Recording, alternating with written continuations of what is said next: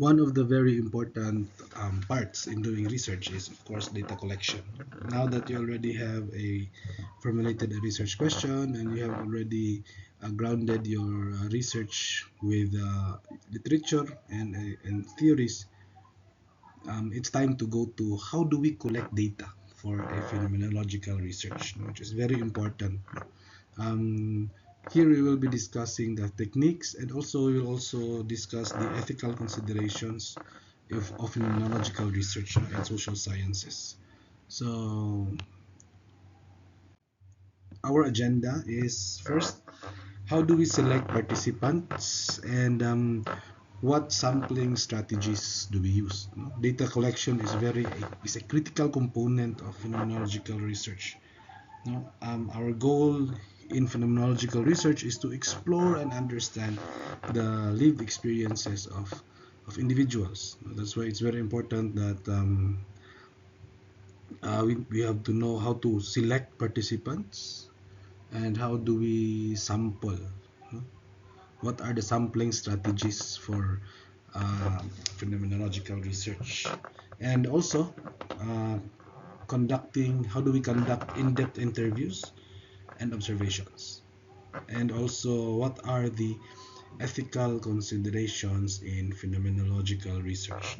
So these parts are very important.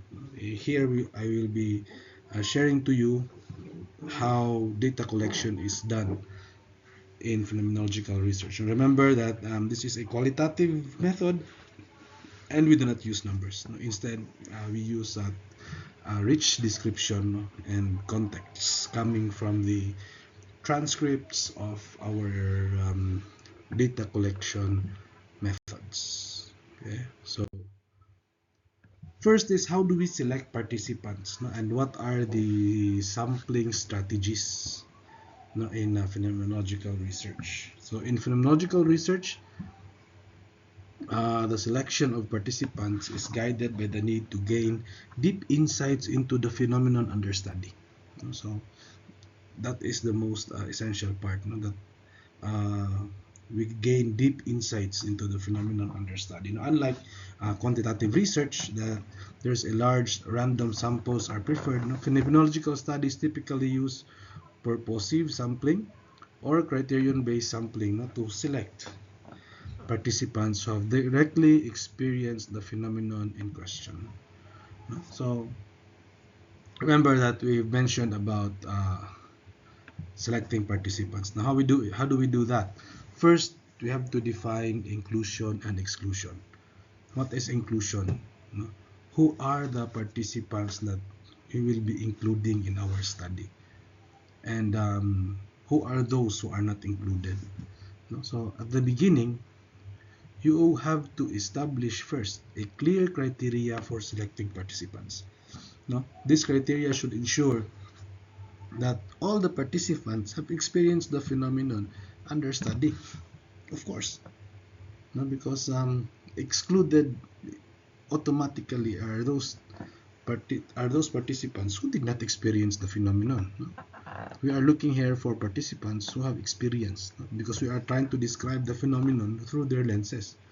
For example, if you are researching the lived experiences of social workers dealing with trauma, participants should be professionals with significant experience in this area. So that's why it's very important to set the inclusion criteria and exclusion criteria. Now, later I will be showing to you a sample of what is an inclusion criteria and a sample of what is also an exclusion criteria. Okay. Now, in terms of sampling, in phenomenological research we use purposive sampling, because we purpose that our participants are those who were able to experience the phenomenon. Now, this involves selecting participants based on their ability to provide rich, detailed accounts of their experiences. Now, the goal is to ensure that participants can offer in-depth insights into the phenomenon. Now, that's the goal, that they can offer in-depth insights into the phenomenon. That's why when you select participants, it should be purposive. However, sometimes purposive doesn't work. Ah, no, it works, but sometimes when you still lack participants and you have a limited data on who these people are, sometimes you use snowball sampling, no? Where initial participants, purposive, no, the one that you were already able to identify using purposive sampling, refer you to other individuals who also have met the study criteria. That's why it's called snowball sampling, no? Because it's like the snowball is with me and then I throw it to somebody else. It's like, I know somebody who have experienced this also. And then once you are being referred to another participant, then you go and interview that certain participant. So that's snowball sampling.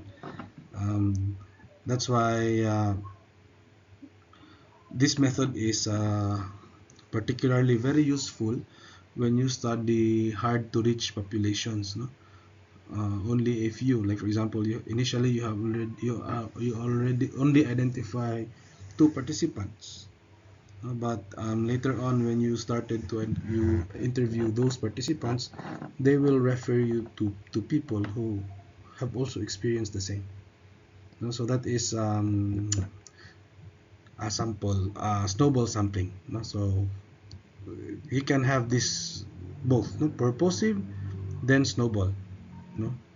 Purposive then snowball sampling. Okay, and of course make sure that you have finalized or you have an inclusion and exclusion criteria. Okay, so here's an example of an inclusion criteria.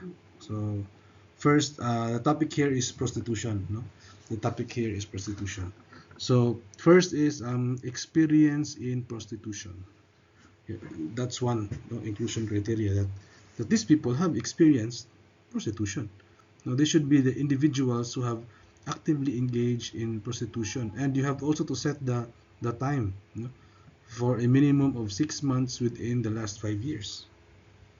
And then you have also to include in your inclusion criteria the age, no? Do not interview 18 and below because it could be unethical, no? Then location, and of course the willingness to participate. Do not force them to participate.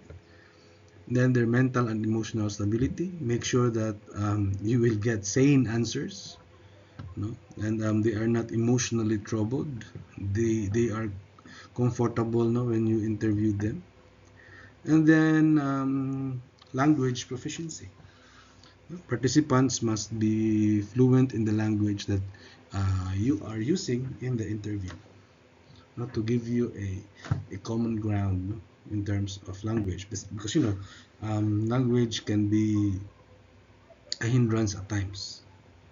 You might interpret the terms that they are using differently, no? So this is an example of an inclusion criteria. Yeah. And then exclusion criteria, this could be one is the lack of direct experience, no? So that's why you have identified in the inclusion criteria 6 months, no? Because uh, an experience below 6 months could be insufficient, no?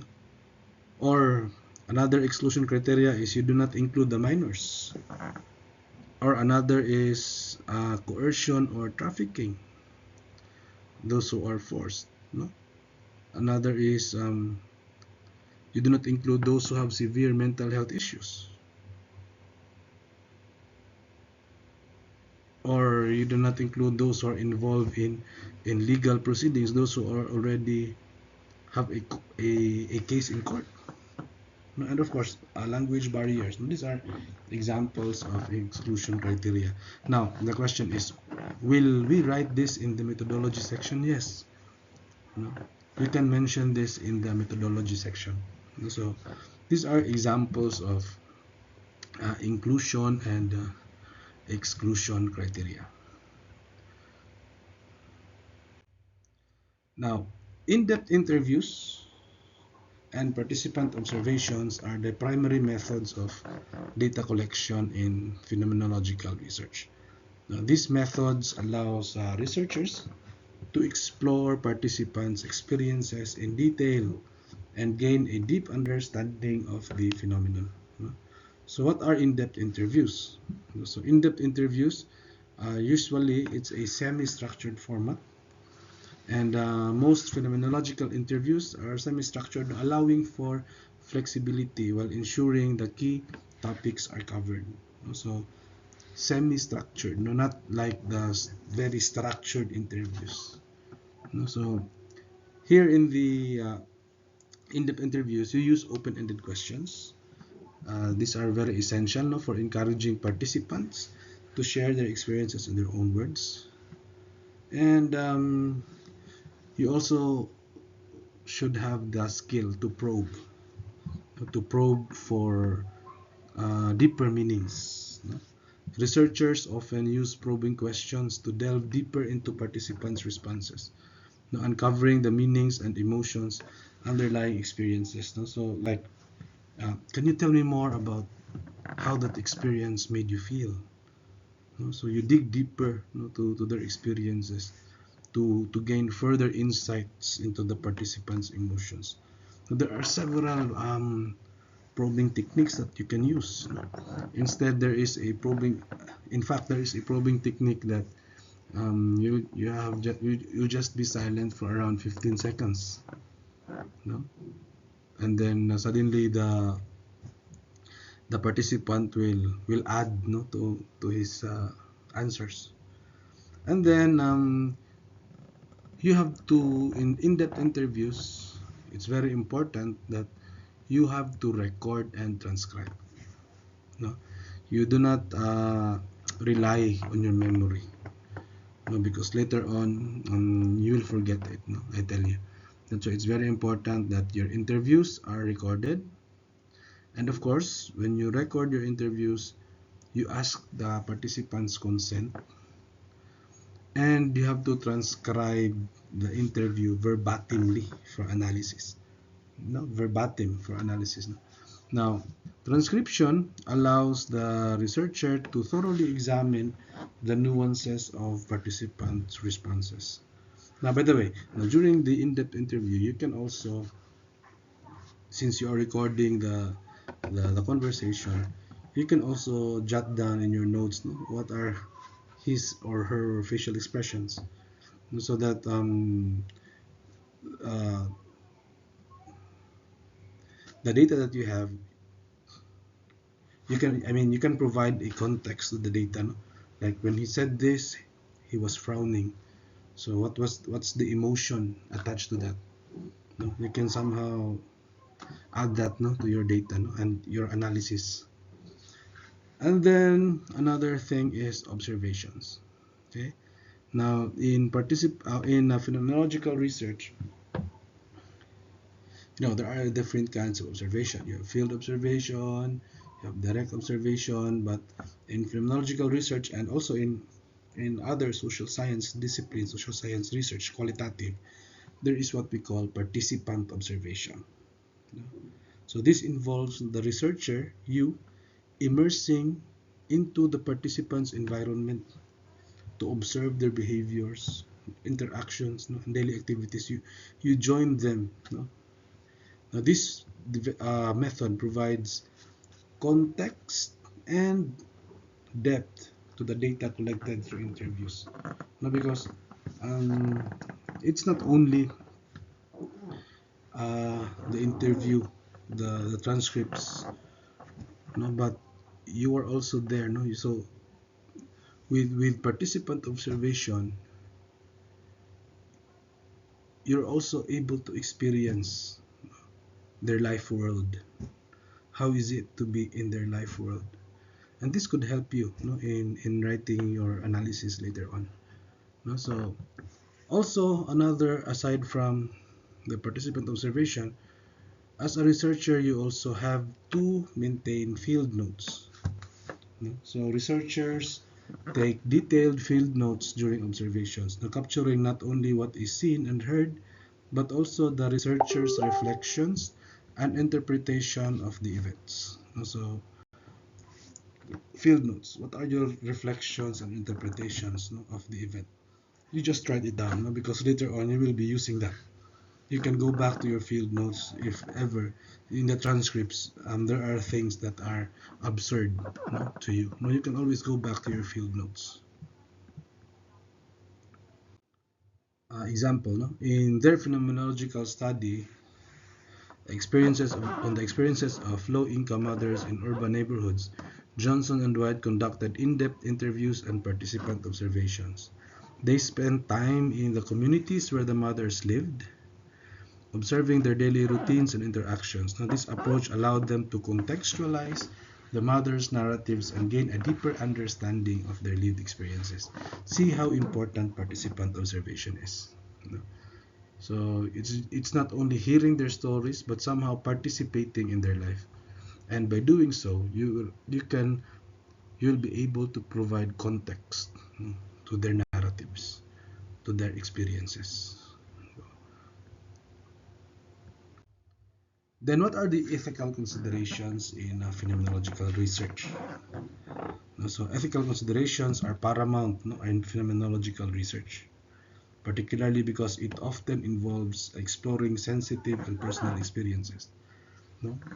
When you do phenomenological research, it's very sensitive, and these are subjective. Since these are subjective experiences, detailed experiences, these are personal experiences.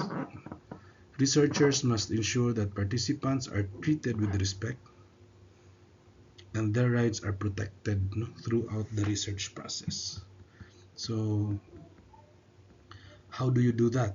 That's why you have informed consent, you have confidentiality and anonymity. You have to be prepared, to handle sensitive topics, and you have to reflect on your biases and how they may affect, the research. So we will be discussing this in detail, one by one. So first is informed consent. So ethical considerations. What is informed consent? Informed consent provide clear information about the study. This is the letter, that you will ask your respondents or your participants to sign. No? It includes clear information about the study. What is your study all about? And it also ensures voluntary participation with the right to withdraw. Most of our informed consent, we just write there voluntary participation, but we do not put there that anytime during the interview, if you feel discomfort, you have the right to withdraw. And the data that we have gathered will also uh, be withdrawn. No? And then obtain written consent, including for recording interviews. That's why this informed consent is actually one document.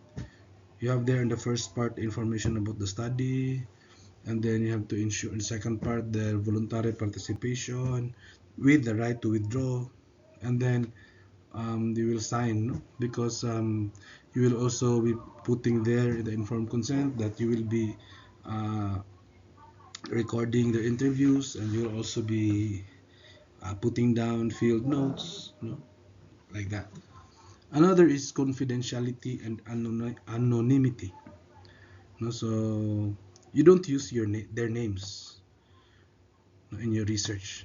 You use pseudonyms to protect their identities. That's why when you write phonological research, you write just participant 1, participant 2. No, you do not write their names. No? And then also in writing the ethical considerations, you have to ensure also that your data is the data that you collected from the study should be securely stored and with limited access. No?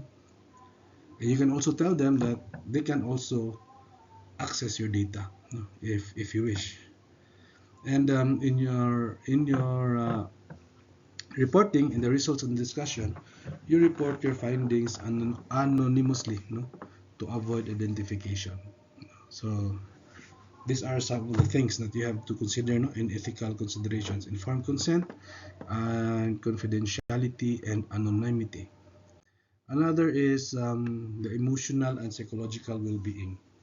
No? So you have to make sure, no, you have to ensure them that you look at those trigger warnings, no, for sensitive topics, and you have a ready counseling. No?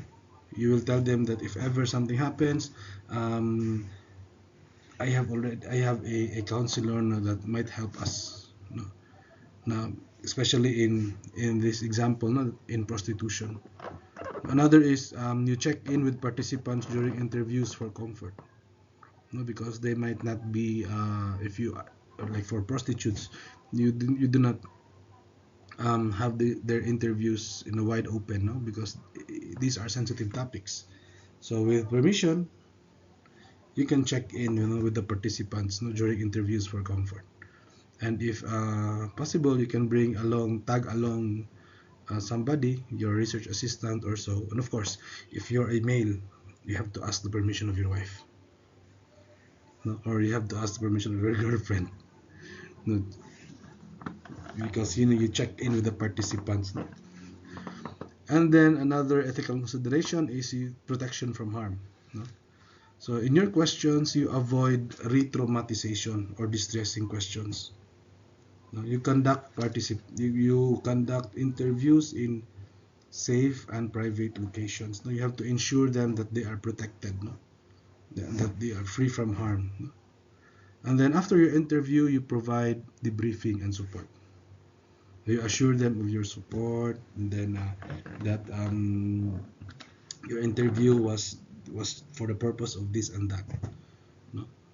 So these are the things that you will be putting, in your ethical considerations, and most of the time, these ethical considerations is only a part of your methodology section. A part of your methodology section. Another is cultural and social sensitivity. You have to respect cultural and individual differences. Maintain a non-judgmental approach in your interactions. So you have to be a cultural relativist, during the interview. You have to respect their uh, actions, cultural actions, because you just can say, you change your clothes because I get distracted. If they're comfortable with that and that's how their culture is, then you have to respect that. Okay? And you should maintain a non-judgmental approach also. Another is legal considerations. Understand the legal context of prostitution. So you have to read first the legal context of prostitution and then comply with data protection laws.